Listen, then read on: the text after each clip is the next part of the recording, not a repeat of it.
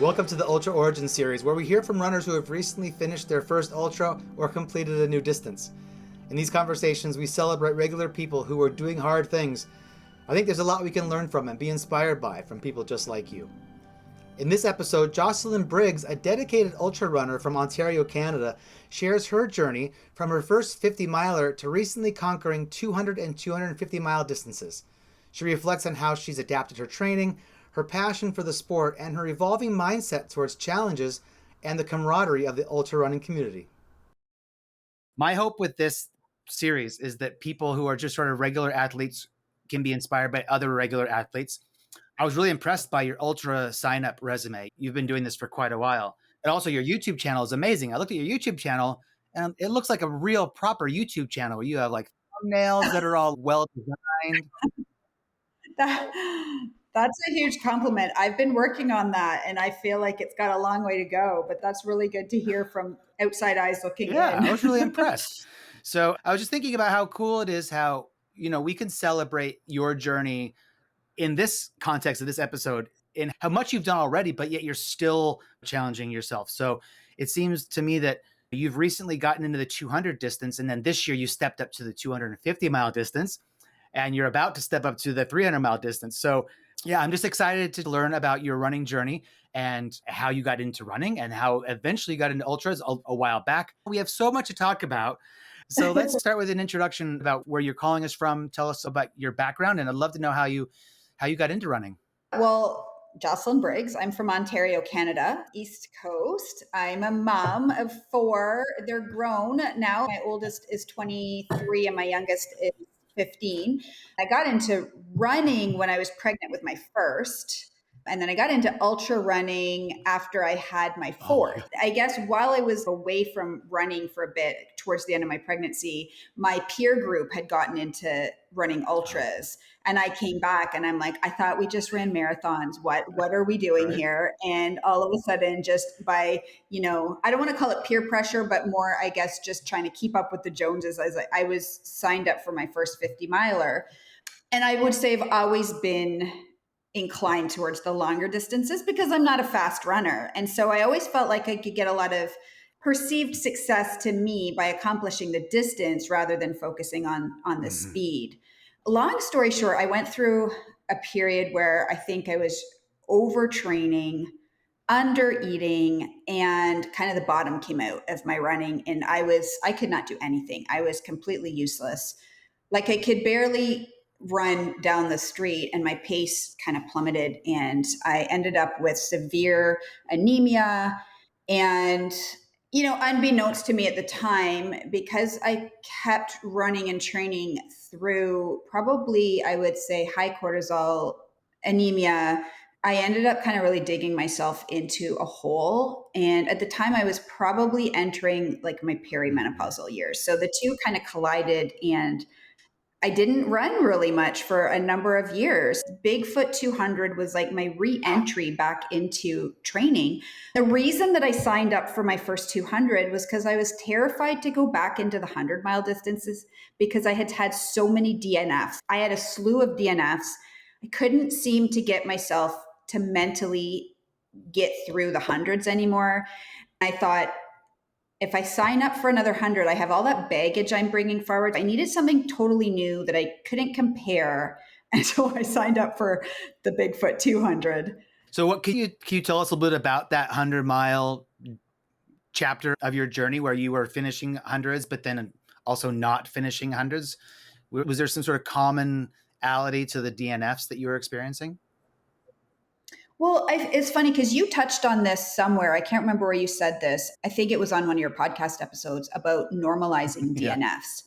So prior to my first DNF, of course, I was, one of those sort of stubborn, as many ultra runners are. I thought it was a disgrace to sign up for something and do it and not finish it. And I thought it was all mental, right? Like people who didn't finish these things were quitters. And so I was a bit of a snob when it came to the DNF until I had my own first DNF, and it was entirely mental. And then I thought, well, that's a one and done deal. I can't make this into a pattern. But lo and behold, sometimes our beliefs need to be humbled. And that DNF was followed by a number of other, and I would say they're all unique in their each respective story. Some were mental, but some were physical. The most physical one was the Superior 100. I got to, I think it was a mile 90. It was really towards the end, but I dragged myself through that walking, going from walking to death marching to even slower death marching to having naps at every single aid station, trying to get myself put together. And there's a big climb at in the last sort of section, and I could barely go up even like a gradual incline physically. My pacer said my lips were gray. And that is when the physicality of it came about. And I'm so grateful that that happened, because I went to the doctor when I got home and found out that I was severely anemic and so I took a break. I hired a coach. I got myself put back together physically. It took a long time. So anybody that's listening to this, like, overtraining is really serious. Yeah. And with ultras, like, I've learned over the years as I've matured and become wiser, like, less is more. But I got myself put back together physically, but I just had these mental, like, as soon as it got really, really hard, I just couldn't push myself through mentally anymore. I watched your video on the divide, and it's like, I just wasn't having fun. There was no fun whatsoever involved attached to it, but I kept signing up, trying to dig myself out of it, thinking this next one will be different, but I just didn't like it anymore. Yeah. And so I think I needed a break mentally after that physical break that I had had. I think it's really interesting that you wanted a very different kind of challenge. You identified how a 200 miler is a completely different sport than a 100 mile. And I'm not sure that everybody realizes that who hasn't done both of these things yet. So different. And I don't think I really realized it until I did one, how very, very different it is. And never could have seen myself being drawn to it the way I am now, because I think just a lot of that stress and anxiety and meeting cutoffs for a 200 is just not as imminent as a 100. Yeah. So you weren't really totally aware of the differences yet, even though you had signed up for it. I'm wondering how you trained differently going into this new sport. Yeah, well, one thing that I started doing, and I'm really passionate about now with myself and any clients that I coach, I'm a personal trainer, is the strength training component, because I believe that if you can build a really strong body, then you're a lot more resilient, right, to adversity that creeps up. So I put less time into running and more time into strength training. I started doing back-to-backs, because that's what I read on Candace Burt's article about how to train. Even in just the last 2 years, there's been a lot more learning and understanding of how to execute and train for these things. But even just 2 years ago, like, there was not really that much information out there. So I found an article by Candace, and she recommended, I think it was 25 miles, 4 to 5 back to back. So I think I did 3. I think I did 3 20 milers. So shorter. So they weren't taking all day long. So there's a little bit more recovery. Those were kind of the two key things I would say in preparing for my first one, is just really building strength, full body, but core, glutes, legs, even upper body, because you got to carry all your stuff. Right. And incorporating a little bit of hiking as well. I'm curious how you specified hiking in your training. I hike anything that raises my heart rate on my long runs. So, like, I live in a fairly flat area, but we have a lot of rollers. So anything that starts to go up, I would hike. Stuff that I didn't probably hike prior to that. For that one, I didn't do any specific hiking. I should say too, I don't know if I went into the Bigfoot really planning to finish. Oh, okay. I think I was like, let's see how far I can get. I need to get at least to the 100 mile. I wanted to have fun out there. I wanted to enjoy it out there. I wanted to rediscover, why I was out there in the first place. So, I prepared to finish, but I think mentally I still wasn't quite sure, like, oh, I can do this. That's interesting. Yeah, because Bigfoot is one of the hardest 200s too.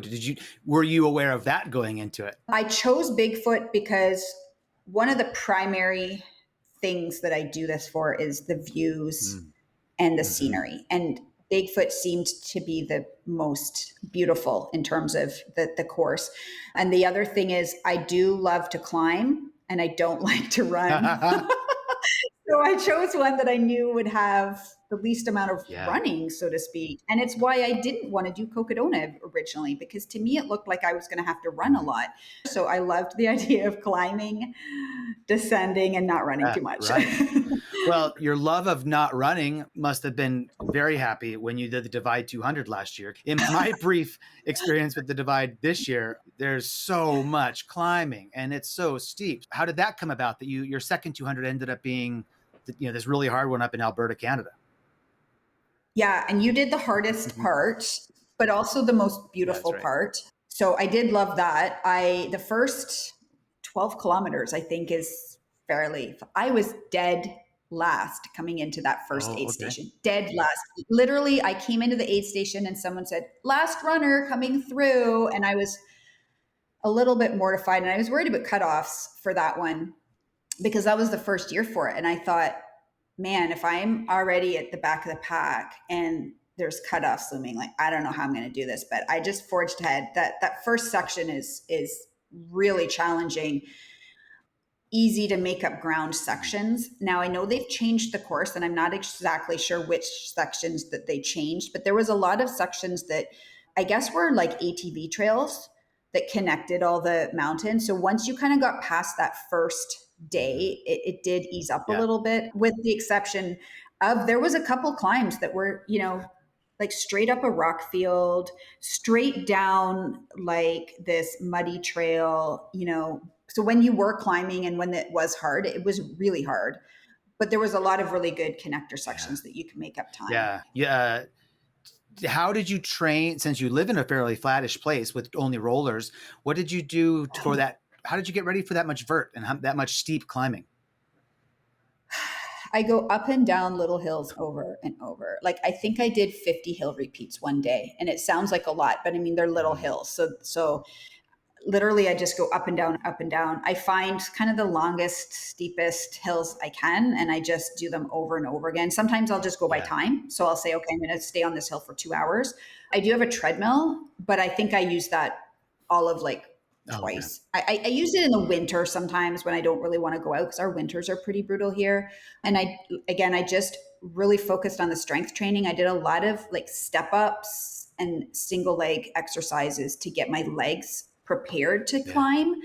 The difficulty is more the descents because it's hard to, that's really what destroys your legs in That's these right. things. And so the treadmill, you can't do that. And same with, strength training, you can strengthen your quads, but like you can't really give them the pounding that they need to get. So I did a couple of road trips when I trained for Bigfoot. I went to New Hampshire for a weekend and did a bit of training out there.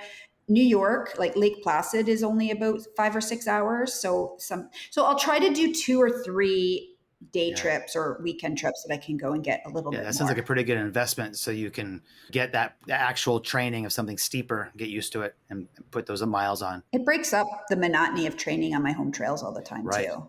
Once you decided to get into the 200-mile didnce, did you ever run a shorter distance again, even maybe as a training run? Did you do any shorter ultras? As a training run, I did Yeah. 50Ks. Like I usually try to kind of peak out at 50K as my longest run and then, do back to backs or back to back to backs. But no, I haven't done any shorter races. I'm still scared to do the 100 mile. I don't know if I can finish like speed wise. I don't know. I feel like I would be too slow, but that's a goal going forward in the next couple of years. I would love to do, a 50K and train for a 50K. And I would love to do another 100 miler just to see if I Yeah. can. Yeah. Well, it is such a different sport. I mean, I feel like my own personal preferences. I mean, I really love the 200s. Everything about them I just love. And hundreds are faster and they're more stressful and they're just harder because you're like having to work harder the whole time. I feel like I'm drawn Agreed. less to them myself as an athlete. I'm like, oh, there's so many good 100 milers. I feel slow and old and stuff now. 200s are perfect for me. And you're pushing, that's the thing, you're pushing the whole time. Like it sounds crazy now because back then the 100 was like the longest thing that I Yeah. would do. So that was the big thing. And they almost feel like a 5 or a 10K in terms of effort comparison because you're pushing, like you don't have time to take breaks. You don't really have time to sit and hang out with your crew. You don't have time to sit and eat a burger. You don't have time to Yeah. sleep. You're pushing. And I don't know that I enjoy that necessarily anymore. I love having crew as part of my 200s as long as there's people willing to come Yeah. with me. It's a selfish ask for sure. But if anybody's willing to come with me, like I love to come into the aid stations and see them and sit and eat and talk to them. I'm not really interested in just kind of blowing through. And you can still, at this point, anyways, maybe that's going to change in the next few years. You can still do reasonably well overall. That's true. I think you and I are very Mhm. similar. That's some of the reasons I love the 200 so much is because it's not just me out there. My wife's there. I'm so excited to see her at an aid station and tell her about all the stuff that happened, complain or whatever. And I think that was one of the reasons why I struggled at the divide, even from the start, was that I didn't have Leah there. And so I just, it's like, this isn't like my heart's not into this in the same way as it would have been if I had my crew. So I totally relate to that. It's such a wonderful thing to share. I love how you said that. I didn't even think of that when I saw your video. I saw that you were doing it alone. And, when I signed up for Cocodona, I was prepared to do that alone if I needed to. Like I knew because they have so much support set and but I thought I cannot imagine crossing that finish line and having nobody who's been there with you because nobody Mm, knows. Like you can come home and tell people about it, but nobody really knows if they weren't there, that's right. right? And so to have nobody to share it with, I thought, oh, I just can't. It would make it infinitely more Yeah. difficult, and so I can understand Mhm. that for sure. Well, you made the comment that, at the beginning, you didn't want to do Cocodona because you thought maybe you were going to have to do too much running. So what changed your mind? Why did you sign up? Well, truthfully, I was thinking about this. I put my name in for Moab and didn't get in. All right. And so I was like, well, what am I going to do now? There was something that's intrigued me about Cocodona from day one. And the first videos that I watched about Cocodona was yours and Carrie Yeah. Ward's, which I thought was awesome because I watched both of them and you guys were in each Yeah. other. So it was really fun to watch that.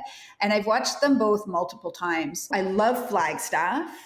I love basically the last day of the course.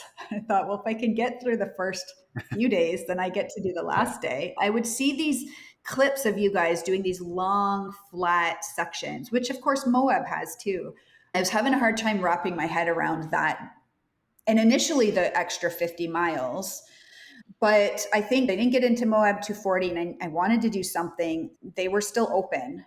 And that'll be the last time that ever Yeah. happens. I think I signed up in like January or February. It was pretty close. I think I started training for it and I didn't sign up. It might have actually been more like March that I signed up because there was still availability. It was right before they got permits changed and the availability went Right. down by like 100 people or something. Yeah, I got in right before that. So, yeah, I thought, let's give this a try. And what was your thought about the extra 50 miles? Because you've done now two 200 milers, both with quite a bit of climbing in them. And so this is going to add probably another day into it. So how did that factor into your thoughts about this new adventure? you know, I don't know how this happens, but the time goes by so fast Mm, out there. Do you find that too? Okay. Well, you said on a video once, and I could never put my thumb on this, but you said it. I hate the second mm, day. And I was like, me too. I hate the second day. And once you're past that second day, everything else goes by so yeah. fast somehow. And so I don't know. I just thought it's not that much longer. Breaking it down into days, I figured if I could do it in 5 days, that's not so bad. It's just one more sleep. So it wasn't too bad. It was the same. It went by fast, just like the others did. Once I got past that first Yeah. second And day. then did you do anything different for the Cocodona training than you had done for any of your other stuff? Or was it fairly similar? Yeah, I carried a lot of Yeah. water. Okay. Practicing the weight? I trained. Oh, I trained with so much water. And it was really right up until game time that I was still trying to figure out how to carry like 6 liters of water because everybody that I watched said, yeah, they say you have to carry 4, but you really need 6. So I think I somehow maneuvered, but I trained with 4 to 5 through all my training. I just carried that pack.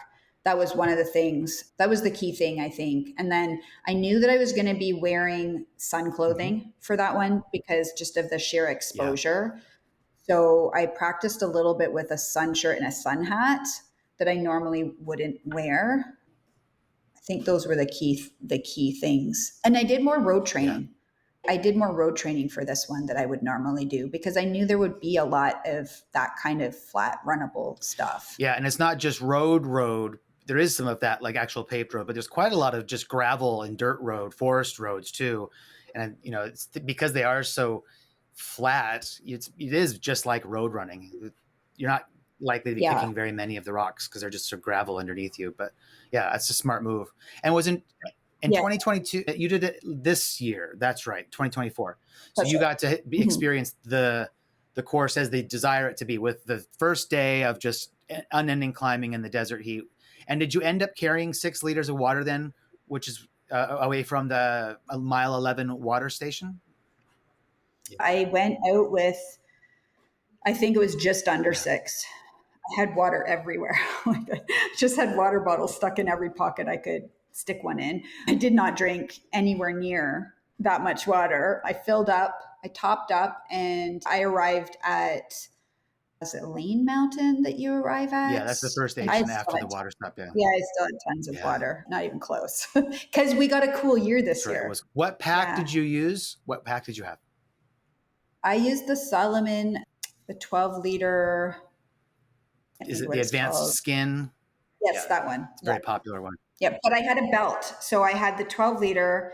I had I had a 3 liter bladder, which does not fit. So I just filled it up to about 2.7, 2.8. There's a piece along the bottom that you're supposed to put like your jacket, like a pocket. I shoved a bottle in Uh-huh. there. And then I had a waist pack. I shoved a bottle in the front and a Oh, bottle in the okay. back. And then I had the side or The the chest ones. Yeah, chest right. ones.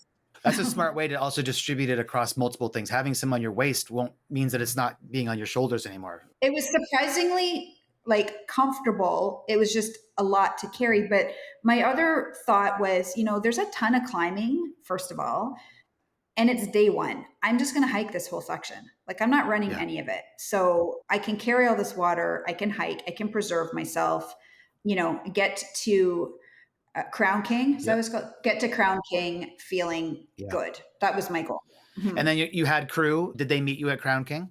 Yeah, my dad and my daughter Oh, were how there. special. That's Yeah. great. Yeah. So let's kind of talk about your Cocodona experience. This is like, since this is the new big distance that you have conquered, what what was it? What was that experience like to be at Crown King, to see your crew after the first day? But I was really happy to get there because this had been the section that everybody was Yeah. talking about. Like, just get through this section and you're good. And I got there and it is a really cool place, like, really cool place. And yeah, it was great to see them. So interesting. There is a little interesting backstory to that. My dad is 73 years old. He has not been on a plane since I was in grade 9, and I'm turning 49. So I don't want to do public math, but a long Yeah. time ago, he got on a plane for the first time in I don't know how many years to fly to Arizona, to Phoenix, to crew me for this race. So of course he got in a lot of trouble from a lot of family members, like, you'll get on a plane to go to Jocelyn's race, but you won't come visit, me or come to. So, but it wasn't really for my race. I think it's been something he's wanted to step out of, like his fear of flying, for a long time, but this was just the reason to do it. So he flew out. And then my daughter's at all my races. She's 23 years old. She, was a collegiate. She got some speed. I don't know where she got it from because it's not from me, but she was a collegiate runner.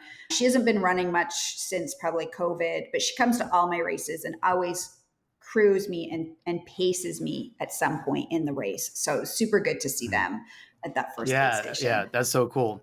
And then, so you left there. Now is the nighttime section. Do you remember what time you got to Prescott to Whiskey Row, which is about mile 70-ish? It was the next morning. I don't remember what time it was, but I want to guess mid Yeah, okay. morning. How was that first overnight section? Do you remember? You know what? I love the nighttime sections Do the you? best, and I don't like the Ah, days. I complain a lot more about the nighttime sections, but I wonder if it's because of the juxtaposition of something that a part of the course I don't like that is happening at night. Okay, Because right. the section from Schnebly to Munds, I hated that 2 years in a row. But then this year I did it in the daytime and I didn't hate it.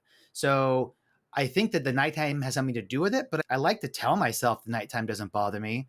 But I think, depending on where I am on the course, there's going to be some exhaustion and just general emotional wear. I'm worn out. So, but yeah, why do you like the night so I much? Well, I think it's a couple things. First of all, I don't like the afternoons. I am so cranky through the afternoons. But then when the evening comes, I think what it is time sort of stands still but moves really fast at Mm, night.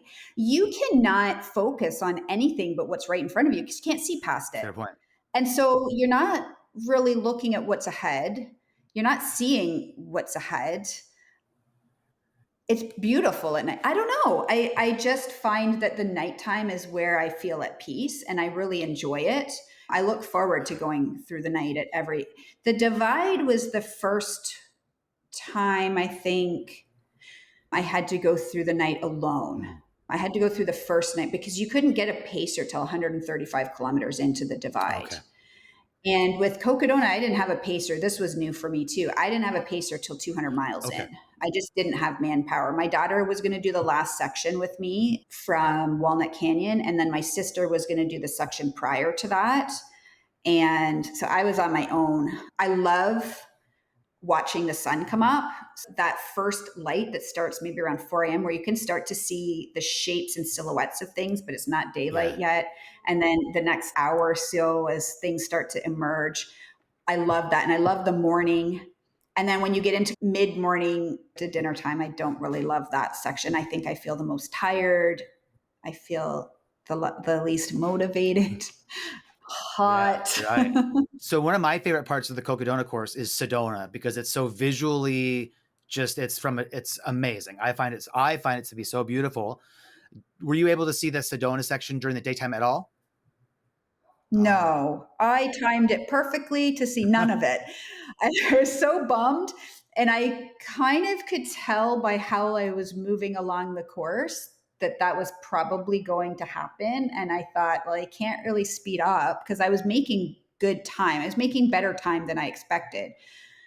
And I was not going to slow down. So that sucks. I did not see. I got to, oh my gosh, what's the aid station? It's kind of on the side of a road and you head towards Sedona. You might be I thinking of the can't Deer think of. Pass aid station. Yeah. Yes, that's the one. I got there at dinner time and I had a nap. By the time I left, it was Okay. dark. So it probably wasn't dinner time. It was probably early evening. By the time I left there, it was dark.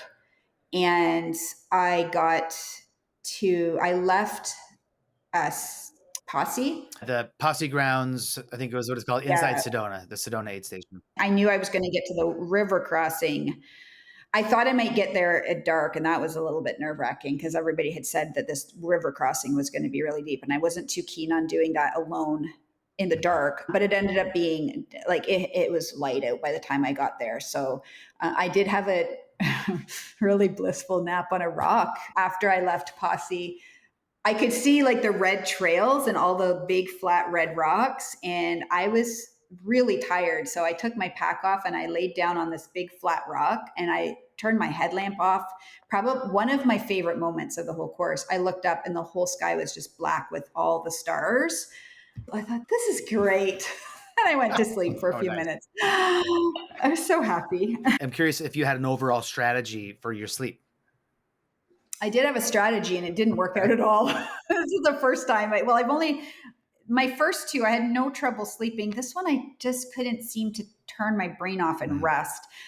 I tried a couple times. My strategy was to sleep an hour and a half to 2 hours in the first 24-hour cycle. I had heard that that's a great way to keep your cortisol from spiking and your body from going into that fight or flight. You trick your body into thinking it's getting a sleep cycle if you can get 90 Yeah. minutes in the first 24 hours. That was my goal. That did not happen.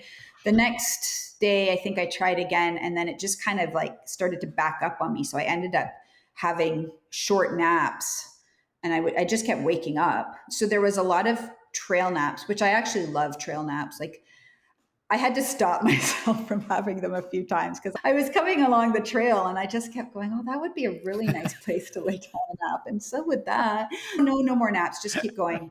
I had a good solid one at Mingus Mountain, 2 hours at Mingus Oh, nice. Mountain. And then I just tried to get that each Yeah. night, basically, at some point. Yeah. Generally, it's a good strategy, and it's good to have a plan. Whether or not you can execute the plan, at least you had a plan. Do you have any idea how much sleep you had total across the total 250 miles? I think I calculated to be about 8 hours. Okay. I know people do it less. I know people do more. My thing is, again, back to the enjoyment factor. I don't want to get to the point where I'm so tired that I'm just like a walking zombie, right? So I would rather take some sleep and then be able to move better. That's my strategy. So if I'm starting to move really poorly, I'll have a trail nap or I'll sleep in the car or, whatever the situation. Like one of the nice things about Cocodona is there's a lot of places to sleep. Like in beds, like they have so many options for sleeping in Cocodona. Yeah, it really helps a lot. And 8 hours sounds like a good amount. I mean, that's Yeah. almost 2 hours a night, and that's a good amount. So you should feel pretty good. It's amazing. It's amazing what 2 hours will do. And I learned that, I mean, I know that it's a great reset, but it takes physical problems away. So, again, the difference between 100 and a 200 is you got to run through those problems in a 100. But in a 200, you take a 2 hour nap and, the little niggle that was bothering you, you wake up and it's gone. Your stomach problems are gone. Like all the problems seem to, lots of other problems come back, but generally speaking, it takes the edge off a lot of things so that you can actually enjoy the next like section before you do it again. That's great insight. Can you talk about your nutrition strategy and how that aligned with real life? Yeah, my nutrition strategy definitely needs some work. And it's always been my weak point, like in hundreds as well. I try so hard to implement what they tell you to do, but the speculation that I have is my stomach does not like me dumping calories in it constantly all day. So that first day where you're trying to stay on top of calories always catches up to me at some point.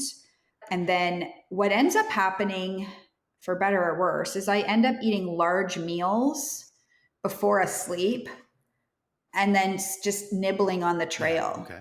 Because it's not ideal, but until like you get later into the race. But I learned this at Bigfoot. I ended up eating scrambled eggs, potatoes, and ketchup was always, if that was available, or a burger. And if I could pack in a lot of calories while I was at an aid station and then just hike for a bit, like I've kind of caught up a little bit. And then I just have to basically nibble and not go down to empty on the trail. Whereas, the first day you're trying to eat, like they tell you to try to eat 200 calories an hour and they try to, it just always ends up backing up in my system and not digesting. And I end up queasy or nauseous and can't get anything down. And that's a vicious cycle. And so then I just have to sit and try to so once I get to that point where I can eat, larger amounts, it works later in the race. So yeah, for the last few years, when I get to that first main aid station where crew is waiting for us at Crown King, the mining town, I try so hard to eat a burger and I can't. Like I think it's the combination of the heat and all the effort to get there. I find eating very difficult, but yet 2 days later, when I'm sitting at Sedona, I'm like maybe even eating 2 burgers. It's amazing how much better the body can process all of that. Why is that? Like, I can't figure that out. It's been consistent with all of them. And don't think I've ever really done 100 where I haven't struggled with eating. So it's like, I don't know. And I think to your day 2 woes, it's like almost like the body has to figure out, oh, this is what we're doing. And it settles in at some point, but like you have to get over that hump. And I'd really like to figure out how to make that first hump a little bit less, of a sufferfest so that you're not spending, the first day suffering. And maybe that's not possible. Maybe that's just part of it. Even the race director, Steve Adderholt, likes to say how there's really something special in these events that by bringing you past the third day, there's something magical that happens. And I think you might be right that in order to get to the magical third day, the reason why it's magical is you had to go through so much to get there. Yes. Day one is hard. Day two, for me, also hard. But I just keep reminding myself, I just got to get to that third day because it's all going to get better then. And it always has. It's really an interesting thing. But you're right. Maybe if we could reduce the struggle to get to day three, then maybe day three wouldn't be special anymore. Maybe we have to push to day 5 or something. That's true. That's a good way of thinking about it. Can you tell us a little bit about the finishing, especially if you had some pacers with you for the last couple of sections? Why don't you talk about the later part of the race? Oh, it was so awesome to pick up my sister. Like that night, I picked her up, poor girl, at like 2 a.m. I think we left. I came into Fort Tut Hill, I think it is. Came in, went for sleep. She had to wait for me, woke up, and I saw you there. You were headed out, I think, as I was coming in. Anyway, so we went out, the night flew by, but the one moment that I was really excited about, and it's funny because a lot of people don't look forward to Mount Eldon, but that was my lighthouse, was getting to the base of Mount Eldon. One, because I knew I'm going to make it now, but two, because I love to climb. I love climbing mountains. And so I was excited to go up Mount Eldon. And in my head, I just had to do all this stuff first to get there. So I picked up my daughter at Walnut Canyon. The night flew by with my sister. I came in, I had a quick nap, grabbed my daughter. I've said this before on social, but like something magical happens when my daughter joins me. I don't know what it is, but we're like oil and water in life sometimes. But when we're on the trail, every single time she's paced me, it's just like magic happens. She brings her best self out. We start out and we get into these deep conversations about life, and the time flies by. And that's exactly what happened this time. We grinded out that flat section that you have to go through to get to the bottom of Eldon. Before we knew it, we were at the bottom of Eldon. And I'm like, I had a moment. Oh my God, I'm here. I had dreamt for months and months and months of getting to Mount Eldon, to climb up Mount Eldon. And so she had a pump up. I don't usually listen to music when I run ever, but she was with me and it was just the two of us. And I said, put that music on and let's hammer out Mount Eldon. I don't think I moved well. I mean, it felt quickly at the time. She put on Wham, and she's an old soul, and the Bodines, and some Taylor Swift, of course. And we like hammered up Mount Eldon. It was really smoky. I don't know if you experienced that. Like she struggled really with the smoke. We got up to the top, had a little, moment. She went up to the peak sign because she wanted to bag a peak, and I waited for it. And then we headed down, and I said, we are going to run. Like, this is all downhill. I'm going to run this. And we did. And I felt like I was sprinting, and I'm sure I wasn't, but we ran down that hill and into Buffalo Park. A year prior, almost to the day, it was in April, we were in that exact location in Buffalo Park. I had taken her to the Grand Canyon to do rim to rim to rim. And after we were done, we went to Buffalo Park and we did the loop around Buffalo Park, and we stared at that mountain. I had no idea that was Mount Eldon. Really? And so we came out of the trail and into Buffalo Park, and I turned around and I said, oh my God, we're going to do this thing. Like, can't believe, when that moment when it's in the bag and you're almost done and you just have that feeling. Like you said, you don't get that feeling without all that grinding. Like, the high always matches the low. So if you don't have the lows, you don't get the highs. And so all the lows kind of were replaced by this overwhelm of, holy crap, we're going to do this. We turned around and I was like, I can't believe we're in Buffalo Park. Like, we're a couple miles away from the finish. Like, let's go get this thing. And then we started running, and then I needed a break because I ran too much to do. That town feels like forever. I was like, oh my God, where is the corner? So yeah, that was probably one of my favorite little parts of the course, is just, getting to that point. I think each race, especially if you've watched like Coconut, there's so many YouTube videos, so many. And so I'd watched, like, I felt like I'd lived it so many times. It was like, holy crap, I'm actually here physically now, not just on my laptop.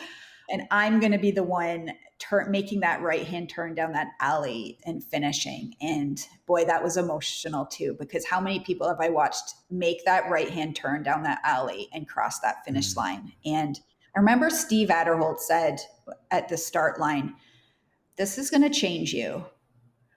And I was like, yeah, of course, because any adventure of this magnitude changes you, right? Anything that includes that many highs and lows and adversity and, overcoming, it changes you. But I still don't know what it is about Cocodona, but he was right. Like that race, I see now like why everybody goes back and why everybody is infatuated with that race. The course is not that compelling on Mm. paper, right? The start and the finish. You only ever see where you're Yeah. at, right?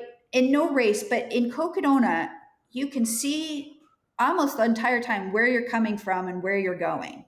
You can see Flagstaff, like you can see those mountains from the start pretty much, and you can see Sedona coming, and you can see Jerome coming, and you can look behind you and you can see where you came from.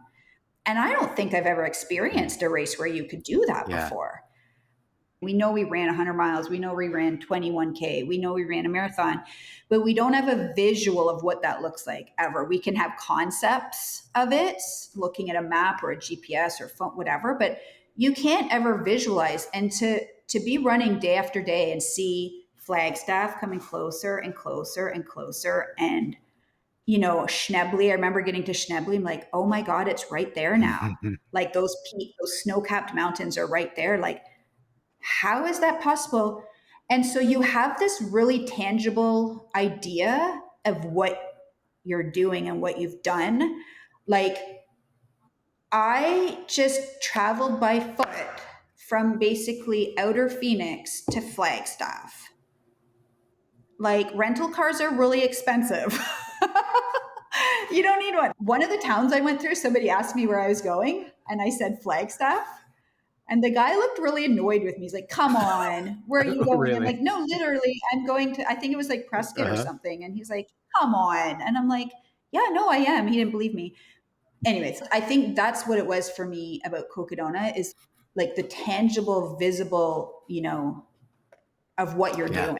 Yeah, I had heard some other runners telling me about it. I don't know that I've personally seen it, but I can believe it. When you're coming down into Crown King the first day, there's a little bit of a left-hand bend in the road, and you can see off the right and looking up towards Flagstaff. And there you can see Humphreys Peak, and you could see Eldon maybe on a good day. Like you can see where you're going on the very first day. And like you say, the And you're ability like, to see that, I mean, you have no concept of how far away it is. It's just, but you can see it. That's an interesting perspective about why this course is special. When you've left Jerome and like you're many, many miles away, you turn around, look back, and you can see it, and you can even sort of see Lane Mountain from the first day beyond Mingus Mountain when you're looking back at it. Cool perspective. Yeah, really, really special place. and ironically, that's what I was afraid of. I was afraid of these sections where I could see where I was going. And that plays with your mind, Yeah. right? There was a section in the divide, and I don't know if it's still in there. It was 30-kilometer road. Mm. And I wanted to die mentally. I struggled so vastly on that section, trying to, because you're moving, like you just feel like, holy crap, this is going to take Yeah. forever. When you can't see where you're going, like I think the nighttime is like that, or trail is like that, right? Like you're not like looking, going, I got to run all the way down there. And that's kind of what terrified me about Cocodona is, in your video, seeing how long those roads were. I got to run all that. Like, I don't want to see that. Like, I just want to plug away.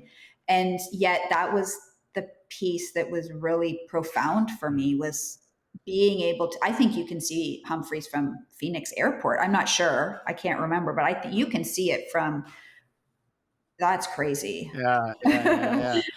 Well, so you had your finish, and you said that, like Steve Adderholt predicted, it might have changed you, might be slightly different. And you have decided that you have since signed up for the Arizona Monster 300. So the 250-mile distance didn't scare you. You completed it. You did a great job. What is it you're looking forward to about this next big distance milestone? Well, truthfully, I had to sign up for that before I did Cocodona because it Oh, was going to sell oh, good point. out. I did not want to do that, but it was, you know, I'll say I love Candace's races. I loved Cocodona, but I love Candace's races, and they're really hard to get Mhm. into. And I think I was just excited to be part of one of her races. I didn't really want to sign up when I had to sign up because I really wanted to digest the 250 Yeah. first, but I had to. So I did, and I felt a little bit nauseous about that. And then during Cocodona, of course, I had those moments like, the day two. I'm not ever doing one of these again, ever. Why do I keep signing up for these? These are horrible. I hate every second of this. That's day two. And I thought, why did you sign up for that 300? And then, of course, you get over that hump. And then it's like, it's just one more day. It's just one more day. Because once you're in day three, it's just a day. I don't know where that tipping point changes because it Fixed must. eventually. Like, because I watched Candace do, the Arizona Trail, and like clearly it must tip again, but it's almost like the 2 to 250, and I guess we'll find out 300 are all sort of in the same swimming Yeah, pool, right. right? Of like capabilities. Um, like I feel like, not that I wanted to, but I feel like physically, like I could do another day. I did not want to. I was perfectly happy to finish, but like when your mind is wrapped around it, and so yeah, so excited to try a new distance. I also have this goal that I would like to do the Arizona Trail one Oh, day. okay. I've sort of been really taken with the Arizona area and all the different diversities and different areas that you go through. It's something I'd love to do as a normie, so to speak, is to do the end to end Arizona Trail as quickly as possible. But it's not going to be an FKT by any stretch. But I don't want it to be like a through hike doing 20 miles a day either. I want to do it as quickly and efficiently as I can. And I thought, well, this is a great opportunity to sort of add one more day and get a little bit more used to being out there multiple Yeah, yeah, days. yeah. I didn't really think I'd like the courses as much as I did between the running and then the Yeah. exposure. I am more drawn to the mountains, like the Divide, like the Rocky Mountains. But I did love the Cocodona course and the different sections. I love that it ends in Flagstaff, which was my favorite part. You go through Flagstaff through the Grand Canyon, and then you finish with the kind of trail that I love the Yeah, cool. most. I think you actually have to go up and over Humphreys too. So it just kind of encompasses so much diversity. It's not as long, right? I live close to the Appalachian Trail. That's not my favorite kind of trail, to be honest. I don't know that I'd want to spend a couple months doing the Appalachian Trail. I could definitely see myself doing sections of the PCT, but that takes so long. The AZT is a nice kind of in between. Hopefully, in a few years when my husband's retired and can come and crew me. Yeah, that'll be a great adventure to tackle. Before we close up our conversation, can you tell us a little bit about your YouTube channel and what you're doing on there? I made the comment to you that when I checked it out, I was blown away by how much content you have and how great the thumbnails look. I mean, I would just love to hear more about what you're doing there and what you like about producing content. And yeah, just tell us about it. Well, that is a huge compliment coming from you. So it's funny. The YouTube channel started out not intending to be what it is today or what I would like it to become. It started out because, okay, so prior to COVID, I'm a personal trainer. COVID happened, all my clients couldn't come to see me anymore. So I started doing these online workout videos for my clients to be able to continue to train with me during COVID. They were completely free, but I had a couple of sweet older ladies that used to train with me that didn't have Facebook. And so what I would do is I would train live on Facebook. I have a group called the Daily Move Community, and I still do it to this day, Tuesday, Wednesdays, and Thursdays, as long as I'm available, completely free. I said, I will just upload those videos to YouTube and you can do them there. So that's how it started. So and if you look back, like they are very organic and they are very not professional and they are unedited. They are basically download and throw it up and onwards with my day. And like 12 people and I was like, who are these 12 people watching me work out? Like, that's what is happening. So I guess 12 people are doing my workouts aside from like the two that I was putting them up there Mhm. for. And then it grew and it grew. And I mean, they're not big numbers by YouTube standards, but they're big numbers when you think about each of those views being a Yeah. person. I'm like, who are these people doing my workouts? I've wanted to document my adventures for some time, but it's a lot of, I don't know how you do it. It is a lot of work, but it's cathartic for me to talk to my camera when I'm having a low Yeah. or like, and I did that through Cocodona. I had no pacer. So I would pull out my camera and I would talk to myself. And once I voiced my misery, it would go away. It's like almost like you get it out of you and it's gone now. So I would, and there's nobody to like console you because you're talking to yourself. So you can't whine. You can only just be matter of fact. So I hired my daughter to create my first adventure YouTube film on the Cocodona 250. That was my first actually polished, edited video. She just completed her first ultra, 23 years old, and she just did her first 50-kilometer race. I did a little video about her. And I just really felt like I wanted to share what it looks like as a mid-pack runner because I got into hard rock 2 years ago, not this past summer, the year before. And I watched every hard rock video. There's tons of hard rock videos. They're all elites. I did not find a single normie to do hard rock. Well, that's hard to train for something like that with no kind of idea of what it's going to look like for you as a mid to back packer. Cocodona, there's a lot out there and there is a lot from normies, but not many women. I just really wanted to bring more content about normal women, especially midlife women doing these things. You do not have to be special. You do not have to be talented. You just got to be gritty and determined and willing to, put yourself out there and be okay with failure sometimes. And all of the failures that happened over the years brought me to where I am today, right? So all those DNFs led me to where I am today. So I look at failure really different now. So that's the vision for the YouTube channel, is just to create a community where, women can come and strength train. Because I literally just kept uploading these videos every week, 3 a week for a number of years. They're very raw and unedited, and they're just me talking. Like they're just me talking throughout and coaching people, because you can't play music on YouTube, or it's tricky, right? Some people might find that annoying, but a lot of people said, I love you talking to me because I feel like I'm there with you. So now I'm going to be adding to that community with this, all of my trail running adventures, whether it's a race. I started doing women's retreats recently. So this will be my 5th one. I'm going to Sedona on Friday. I'm actually going to see Sedona finally. I'm taking 6 women. I take 6 women with me on these retreats. We're going to Sedona. We're going to be hiking in Sedona. So I'm going to create a film about that. So, just that's the goal. Yeah. And I think you and I do have sort of similar goals for what we're doing, and being able to have that representation out there will be so inspiring for so many women, and seeing what you're doing will definitely change a lot of lives. That's really awesome. You inspire a lot of people, Wes. I know you know that, but I got to say it because you inspired me when I came across your videos.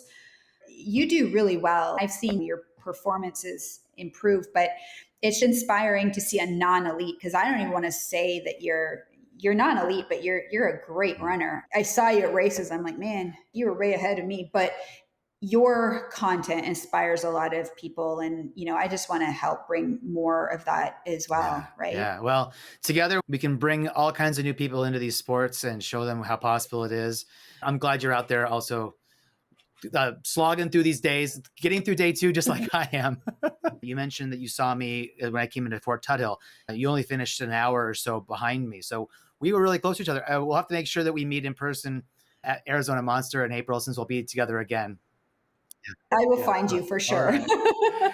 Well, thank you so much for sharing your story. I really enjoyed getting to know you, and we will have links in the description below to all your stuff. So you'll be sending me the links that I will share, and yeah, people can check out your content. Thank you for joining me, and I look forward to seeing you out on the trail.